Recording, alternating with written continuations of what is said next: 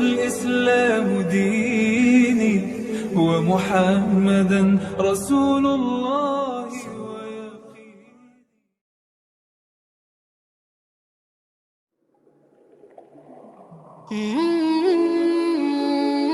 Tok Kenali ialah satu nama yang paling terkenal dalam dunia pengajian Islam menggunakan sistem pondok di Malaysia. Bahkan beliau juga terkenal di seluruh alam Melayu. Oleh karena itu, memang riwayat beliau perlu diketahui oleh masyarakat. Tok Kenali ialah murid yang paling dipercayai oleh Syekh Ahmad Al-Fathani. Oleh itu hampir-hampir tidak ada satu rahasia perjuangan Syekh Ahmad Al-Fathani yang tidak diketahui oleh Tok Kenali. Di sini saya sentuh sedikit saja.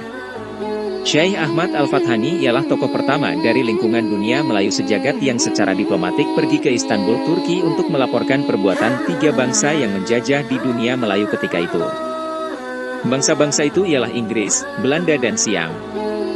Walau bagaimanapun, supaya suasana tidak selalu keras dan tegang dalam corak pemikiran jihad zahiri, kisah Tok Kenali saya fokuskan kepada pemikiran jihad syufi.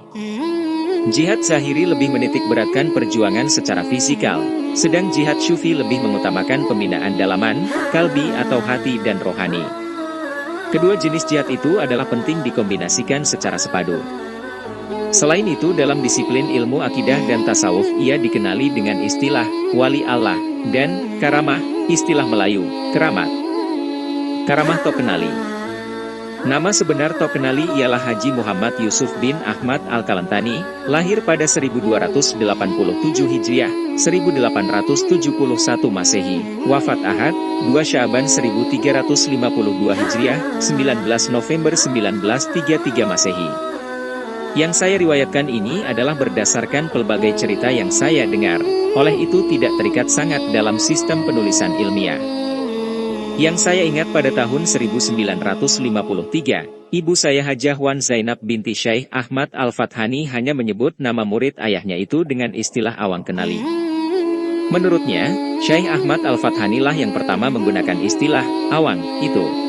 Riwayatnya, sewaktu Syekh Ahmad Al-Fathani menjadi utusan ulama Mekah ke Beirut dan Mesir untuk menyelesaikan pertikaian pendapat antara Sayyid Yusuf An-Nabhani, Beirut, dengan Syekh Muhammad Abduh, Mesir.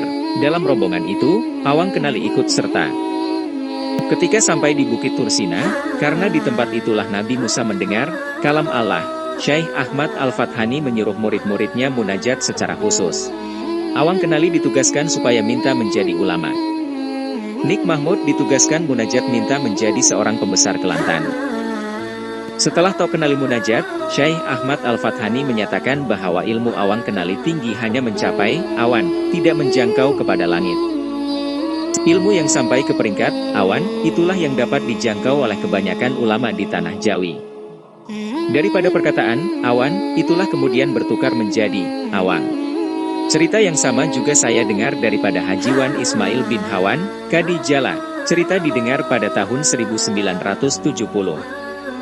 Dalam surat-surat Syekh Ahmad Al-Fathani kepada pihak lain, termasuk kepada orang Arab dan Turki, apabila melibatkan muridnya itu, beliau mengekalkan tulisan dengan istilah Awan Kenali saja tanpa menyebut nama lainnya. Pada tahun 1969 saya dengar cerita bahwa Tok Kenali pertama-tama datang ke Mekah penuh dengan peristiwa yang pelik-pelik, ajaib. Kehidupan sehari-harinya penuh dengan tawakal. Beliau tidak mempunyai pakaian yang lebih daripada sehelai, tidak memiliki uang, tidak siapa mengetahui beliau makan ataupun tidak pada setiap hari siang ataupun malam. Hampir-hampir tidak ada orang yang mengenalinya di Mekah ketika itu. Orang yang tidak mengenalinya hanya memperhatikan keanehannya berada dari satu halakah ke satu halakah yang lain dalam Masjid Haram, Mekah. Keberadaannya dalam sesuatu halakah tidak pula membawa sesuatu kitab seperti orang lainnya. Pada kebanyakan masa ketika duduk dalam halakah beliau memejamkan mata, orang menyangka beliau bukan mendengar pelajaran tetapi tidur.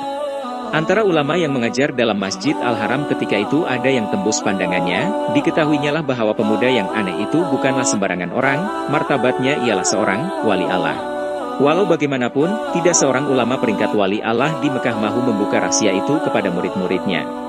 Ketika Tok Kenali sampai di Mekah, Syekh Ahmad Al-Fathani telah mengetahui pemuda yang berasal dari Kelantan itu, tetapi sengaja tidak dipedulikannya karena pada firasat Syekh Ahmad Al-Fathani pemuda Kelantan itu sama ada lekas ataupun lambat akan datang juga kepada beliau. Dalam masa berbulan-bulan peristiwa seperti di atas, pada satu ketika Tok Kenali mengunjungi halakah Syekh Ahmad Al-Fathani. Tok Kenali duduk jauh di belakang pelajar-pelajar lain. Syekh Ahmad Al-Fathani telah mempersiapkan sekurang-kurangnya 3 kemuskilan atau masalah, yang pada pemikiran Syekh Ahmad Al-Fathani tidak akan dapat dijawab oleh siapapun yang hadir dalam majelis pengajiannya, kecuali seseorang itu memiliki pandangan, kasyaf, ataupun telah memperoleh ilmu laduni. Sewaktu Syekh Ahmad Al-Fathani melemparkan pengujian atau pertanyaan kepada semua pelajar, Tok Kenali seperti orang tidur-tidur saja. Semua pelajar terdiam, tidak seorang pun berkemampuan menjawab masalah yang dikemukakan oleh Syekh Ahmad Al-Fathani. Tiba-tiba Syekh Ahmad Al-Fathani menyergah pemuda Kelantan yang sedang tidur. Pemuda itu terkejut. Syekh Ahmad Al-Fathani menyuruhnya supaya datang ke hadapan duduk bersama beliau. Disuruhnya pemuda Kelantan itu menjawab masalah ujian yang dikemukakan, lalu semuanya dijawab dengan sejelas-jelasnya. Setelah peristiwa itu Tok Kenali menjadi murid yang paling mesra dengan Syekh Ahmad Al-Fathani. Bahkan Tok Kenali menjadikan dirinya sebagai hadam kepada Syekh Ahmad Al-Fathani.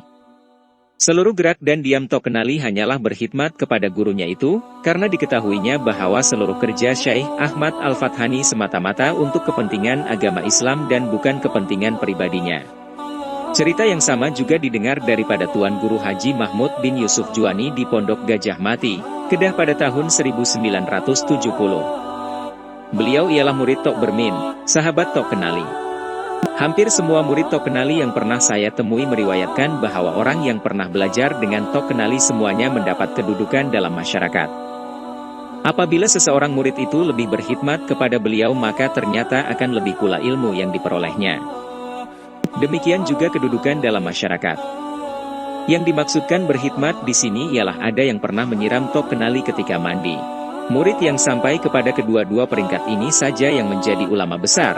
Antara mereka termasuk Syekh Idris Al-Marbawi dan Syekh Utsman Jalaluddin Penanti. Sumber cerita ini daripada murid beliau, Tuan Guru Haji Abdur Rahman bin Husein Al-Kalantani, Mufti Mempawah, yang didengar pada tahun 1969 di Mempawah. Tuan Guru Haji Mahmud di Gajah Mati, Kedah pada tahun 1970, Kadi Haji Wan Ismail bin Hawan di Jala pada tahun 1970, Tuan Guru Haji Abdur Rahim Kelantan di Mekah pada tahun 1979, dan masih ada yang lain yang belum perlu disebutkan.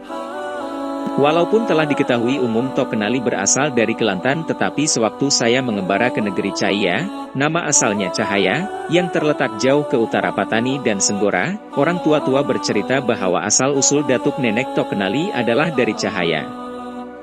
Diriwayatkan ada 2 atau 3 kali Tok Kenali pernah datang ke negeri Cahaya. Setiap kali Tok Kenali datang beliau dimuliakan orang. Tempat yang menjadi laluan Tok Kenali dihamparkan dengan kain kuning, demikian juga tempat duduknya. Orang ramai datang berduyun-duyun menziarahi Tok Kenali karena mengambil berkat keramatnya. Ada orang tertentu yang didoakan oleh Tok Kenali ternyata dikabulkan oleh Allah sebagaimana doa yang beliau ucapkan. Riwayat ini didengar di Cahaya, pada 1992. Penulisan. Penglibatan Tok Kenali dalam penulisan adalah sebagai bukti beliau seperti juga ulama-ulama terkenal lainnya. Beliau ialah ketua pengarang majalah Pengasuh yang pertama ketika majalah itu mula-mula diterbitkan. Dari sini dapat kita buktikan bahwa majalah Pengasuh merupakan majalah Islam yang paling lama dapat bertahan di Nusantara. Majalah Pengasuh masih kekal diterbitkan hingga sekarang ini, 1427H/2006M, oleh Majelis Agama Islam Kelantan. Semua majalah Islam di Nusantara yang diterbitkan peringkat awal, bahkan termasuk yang agak terkebelakang, semuanya tidak diterbitkan lagi. Karya-karya Tok Kenali yang ditulis dalam bentuk risalah atau kitab pula antaranya ialah Risalatut Durril Mansur, yang selesai ditulis pada bulan Jumadil akhir 1310H Desember 1892M. Kandungannya merupakan terjemahan dan penjelasan Fadilat Burdah Busyiri. Dicetak dalam bentuk huruf batu, litografi oleh Syekh Abdullah Mujallid, Mekah pada Jumadil lahir 1310 Haji. Karya Tok Kenali dalam bidang ilmu syaraf pula ialah Madhal Kamil fi Ilmi Syarfi, selesai penulisan pada 15 Rabiul Awal 1351 Hijriah. Kandungan merupakan karya tasyih tentang ilmu syaraf. Kemungkinan maksud daripada gurunya Syekh Ahmad Al-Fathani, yaitu karya berjudul Abniyatul Asma wal Af'al. Dicetak oleh Matba'ah Al-Asasiyah Al-Kalantaniyah atas perbelanjaan Haji Wan Daud bin Haji Wan Sufyan. Karya terkenali dalam bidang ilmu nahu pula ialah Mulhik li Miftahit Ta'alum fi Irabi Matnil Ajrumiyah wal Amsilah, Al-Radbi, selesai penulisan pada 29 Syaban 1354 Hijriah. Membicarakan ilmu nahu merupakan huraian kitab Man al-Ajrumiyah.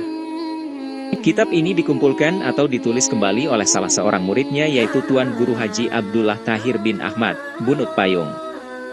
Dicetak oleh Persama Press, Pulau Pinang atas kehendak Tuan Guru Abdullah Tahir bin Ahmad bin Muhammad Zain pada 9 Safar 1356 Hijriah.